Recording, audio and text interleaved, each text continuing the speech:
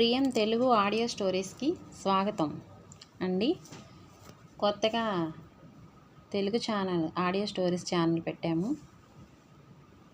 స్టోరీలోకి వెళ్ళబోయే ముందర మీరు లైక్ చేసి సబ్స్క్రైబ్ చేయండి. మీకు కథ నచ్చితే షేర్ చేయండి. స్టోరీ పేరు వచ్చేసి తెలియని బంధం పార్ట్ 1. ఉదయం సూర్యుడు గోదావరి నది మీద బంగారు కిరణాలు చల్లుతున్నాడు. పచ్చని పొలాలు, కొబ్బరి చెట్లు, పక్షుల కిలకిలా రావాలతో గ్రామం అప్పుడే మేల్కొంటుంది. ఆ గ్రామంలో శివ అనే యువకుడు నివసిస్తున్నాడు. కష్టపడే నిజాయితీ గల యువకుడు. చిన్న కిరాణా దుకాణంలో పనిచేస్తూ తన కుటుంబాన్ని పోషిస్తున్నాడు. శివకు తన తండ్రి అంటే ప్రాణం. ఆ గ్రామానికి పక్క ఊరిలో గంగమ్మ అనే ముసలావిడ ఉంది. ఆమెకు ఒక మనవరాలు. ఆమె పేరు కరుణ. కరుణకు తల్లిదండ్రి చిన్నప్పుడే చనిపోయారు. తన నాయనమ్మ గంగమ్మ దగ్గర పెరిగింది. ఆమెకు తన నాయనమ్మే అన్నీ అయి పెంచింది. కరుణ చాలా అందమైన, తెలివైన అమ్మాయి. శివకి పెళ్లి చూపులు అని పక్క ఊరికి తన తండ్రి బంధువులతో కలిసి ప్రయాణం అయ్యారు. దారి మధ్యలో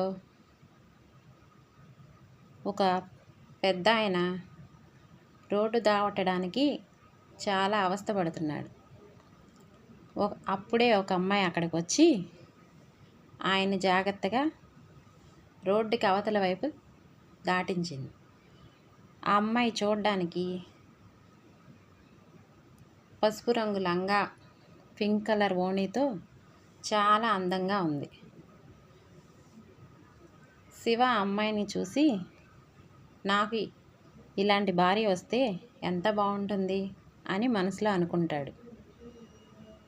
నాన్నగారు, మనం పెళ్లి చూపులకి ఇంకెప్పుడైనా వెళ్దామండి. ఇప్పుడు నాకు ఒంట్లో కొంచెం ఇబ్బందిగా ఉంది అని అంటాడు. ఇంత దూరం వచ్చి పెళ్లి చూపులకు వెళ్ళకపోతే వాళ్ళు మన గురించి తప్పుగా అనుకుంటారు.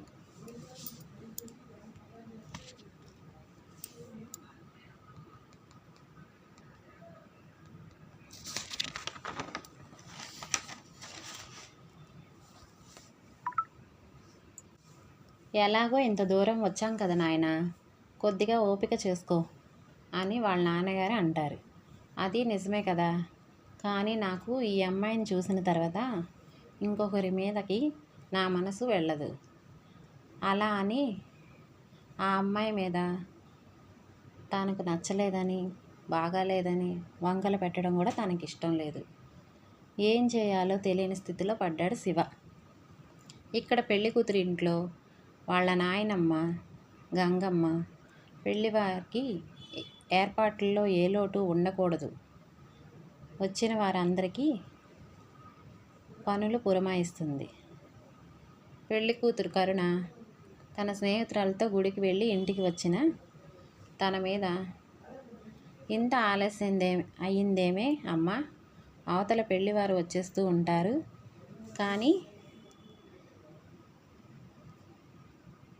కానీ అమ్మ త్వరగా రెడీ అవ్వు అని బయటికి వెళ్ళిపోతుంది గంగమ్మ.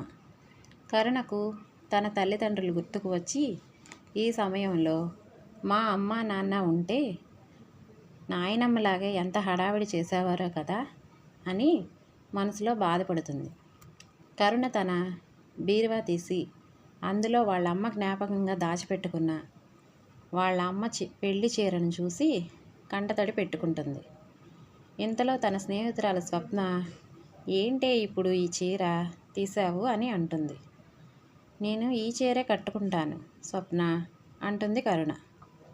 ఇది చాలా ఓల్డ్ మోడల్ చీర, నీకోసం మీ బామ్మ కొత్త చీర కుట్టించింది కదా, అది కట్టుకోవే బాగుంటుంది అంటే కరుణ, లేదు నేను ఇదే కట్టుకుంటాను అంటుంది. సరే నీ ఇష్టం, మీ బామ్మ వస్తే నా మీద నీ మీద కేకలు వేస్తుంది, త్వరగా కానివ్వు, నువ్వు చీర కట్టుకో నేను నిన్ను రెడీ చేస్తూ ఉంటాను. ఒక అరగంట తర్వాత కనకాంబరం రంగు చీర, చిన్న బ్లూ బార్డర్ చీర, వాళ్ళ అమ్మ నగలు చంద్రహారం ఒకటి వేసుకుంటుంది.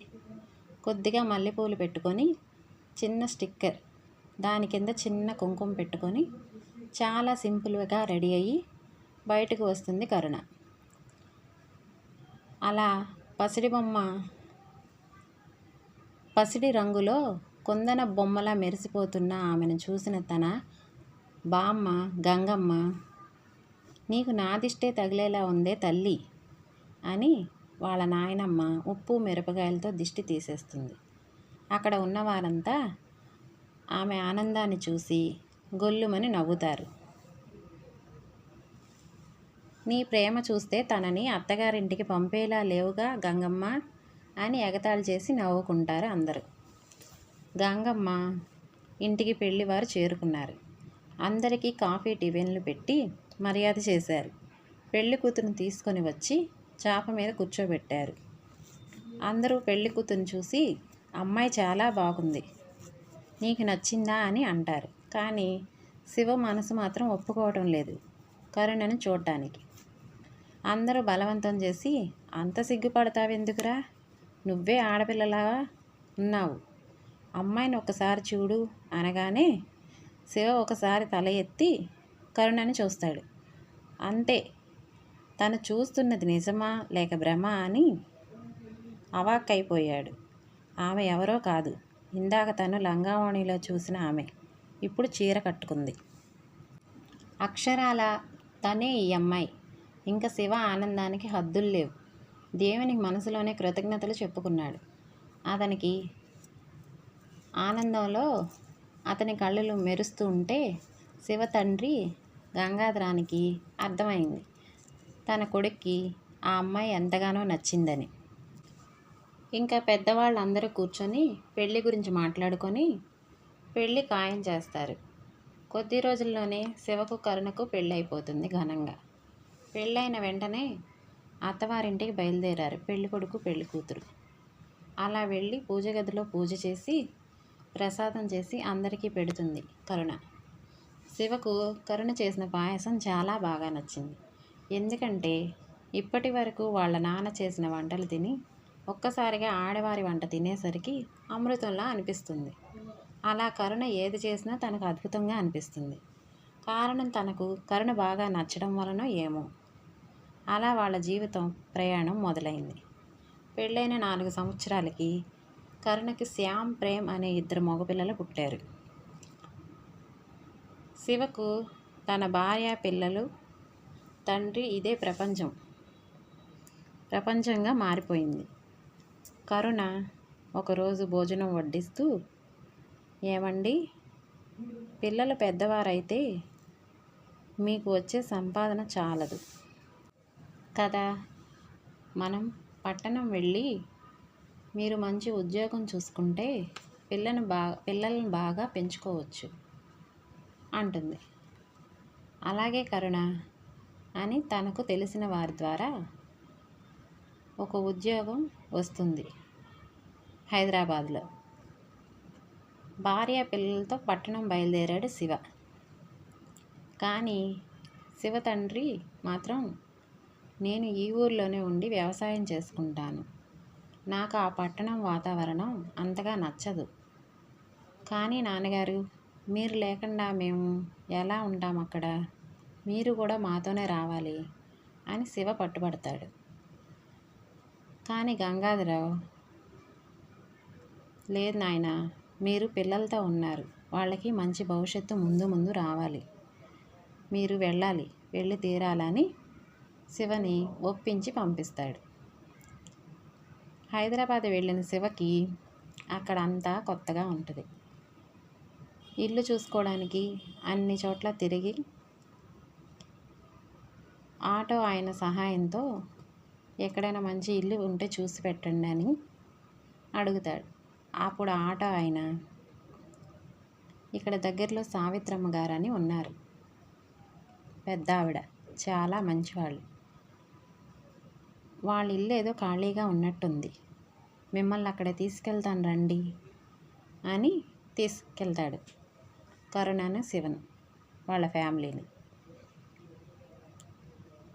అక్కడికి వెళ్ళినాక సావిత్రమ్మ గారు, మీ ఇల్లు అద్దెకు కావాలని ఒక కుటుంబం వచ్చారండి, ఒక గ్రామం నుంచి, పల్లెటూరు నుంచి. మీ ఇల్లు అయితే బాగుంటుందని ఇక్కడికి తీసుకొచ్చాను అంటే, సావిత్రమ్మ శివని చూడంగానే ఎక్కడో చూసిన మనిషిలా అనిపించింది.